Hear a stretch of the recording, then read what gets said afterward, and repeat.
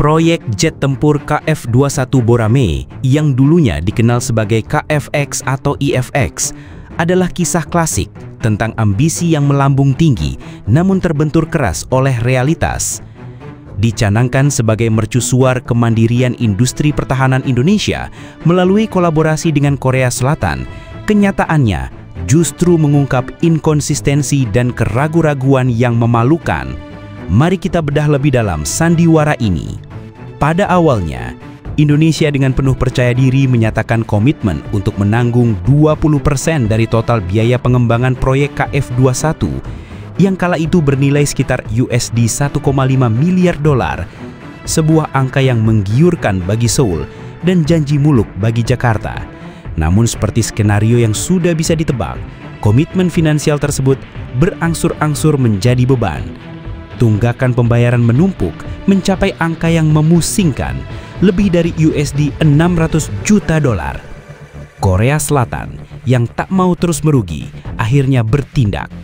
Setelah tarik ulur yang panjang, mereka mengakomodasi Indonesia dengan memangkas porsi kontribusi kita menjadi hanya 7,5% atau sekitar USD 409 juta dolar hingga tahun 2026.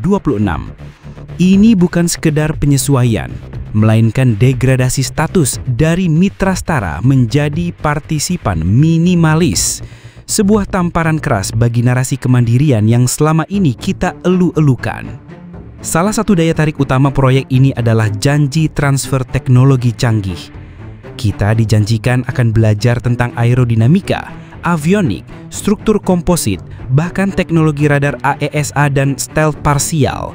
Tujuannya agar kita bisa membangun jet tempur sendiri di masa depan. Namun dengan kontribusi yang terpangkas drastis, patut dipertanyakan seberapa jauh dan seberapa dalam transfer teknologi yang benar-benar akan kita dapatkan. Apakah kita hanya akan diajarkan dasar-dasar perakitan, sementara inti dari pengembangan tetap menjadi rahasia dapur Korea Selatan? Faktanya, sebagian besar komponen kritis KF-21 masih bergantung pada pasokan dari negara ketiga. Ini semakin memperjelas bahwa kemandirian yang dijanjikan sejak awal adalah ilusi semata. Apalagi setelah kita tak lagi dianggap sebagai mitra utama dalam pengembangan. Di tengah keruwetan KF-21, muncul lagi drama baru. Ketertarikan Indonesia pada proyek jet tempur KA-an Turki. Tidak main-main. Indonesia dikabarkan mengincar akuisisi 48 unit jet KA-an lengkap dengan janji transfer teknologi dan peluang produksi lokal. Ini menimbulkan pertanyaan besar. Bagaimana sebuah negara yang kesulitan membayar satu proyek ambisius tiba-tiba memiliki kapasitas untuk berkomitmen pada proyek jet tempur multimiliar dolar lainnya secara bersamaan? Ditambah lagi, akuisisi jet Rafale dari Perancis juga terus berjalan.